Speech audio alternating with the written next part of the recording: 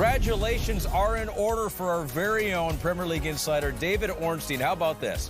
Last week was named the 2024 Sports Writer of the Year at the British Sports Journalism Awards, taking home the prestigious John Bromley Trophy. Also retained his award as the best football news reporter.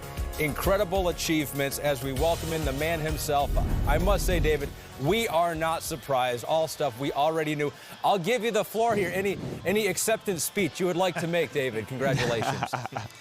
Thank you so much, Ahmed, and the whole team. It's an absolute honor and privilege, and I couldn't believe it. I'm still in shock, really, but very grateful and proud, as I am, to work with NBC, the best team in the business. Well, can't think of anyone more deserving, David. Congratulations once again. And now let's start working towards the award in 2025 with some news of what's going on with Spurs right now. We've been talking about Ange Postecoglou on the hot seat for sure. What have you noticed from him, and what are you hearing behind the scenes from Tottenham Hotspur?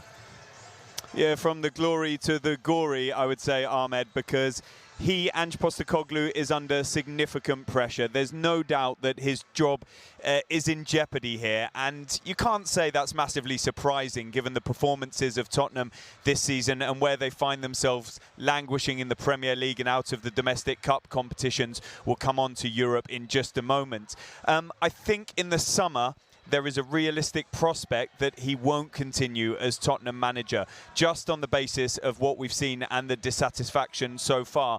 I think Spurs would be reluctant to do anything before then. One, because the total focus is on the Europa League and that tie coming up against Eintracht Frankfurt.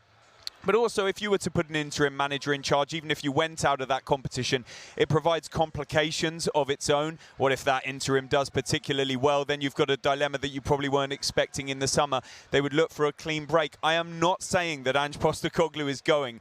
I'm just saying that it is a possibility, and that's something that even he alluded to in his press conference before this match. He had an encouraging first season, less so this time round significantly. The performances, the results, the league placing, the cups, and also injuries. People will say he's been unlucky, but what role does a coach play in that? Tottenham have invested very heavily in his squad.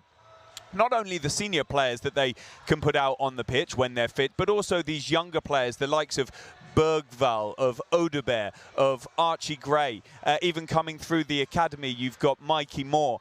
And they believe that they have a very high-level squad that if Ange Postecoglou can't get the best out of, then someone else will have to, and history shows us that. There's been massive pressure on Daniel Levy as the chairman, the co-owner, from the fans, a lot of protests against him. I think we all need to ask ourselves, is that fair?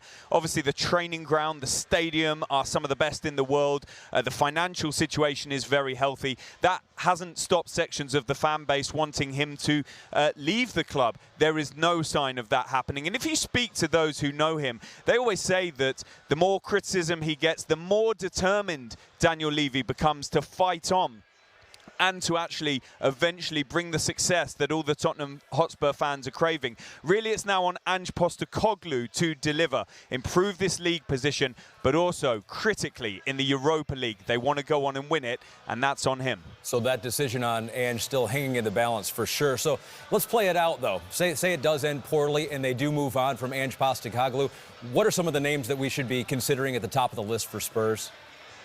Yeah, Ahmed, it's always difficult speaking about other managers when they're in positions, and also Ange Postecoglou continues at Tottenham. But it is the nature of the beast, and if reports are to be believed, Andoni Iraola of Tottenham Hotspur is either at the top or very high in the thinking of the Bournemouth manager, I should say, in the thinking of Tottenham Hotspur.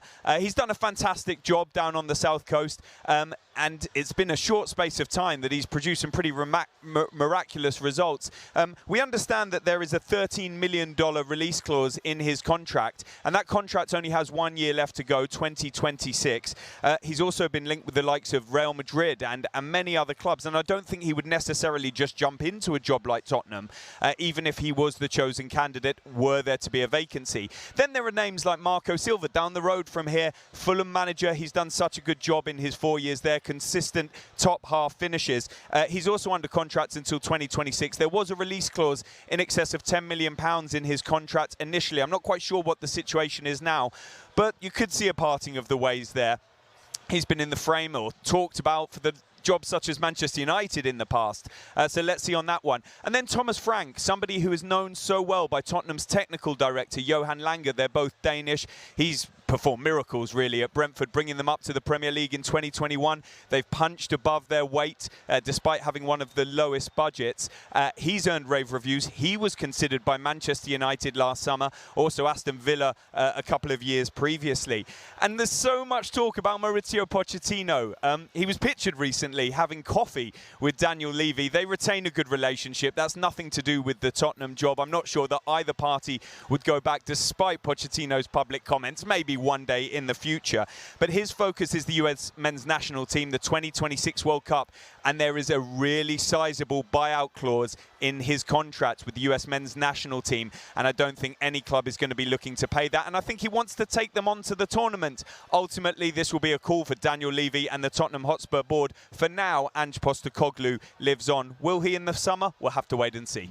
David Ornstein, the 2024 Sports Writer of the Year and leading candidate to win it again in 2025. You heard it here first. David, thanks again. Incredible stuff. Hi, I'm Rebecca Lowe, and as we head towards the end of an exciting Premier League season, make sure you like and subscribe on the NBC Sports YouTube channel for more content like this.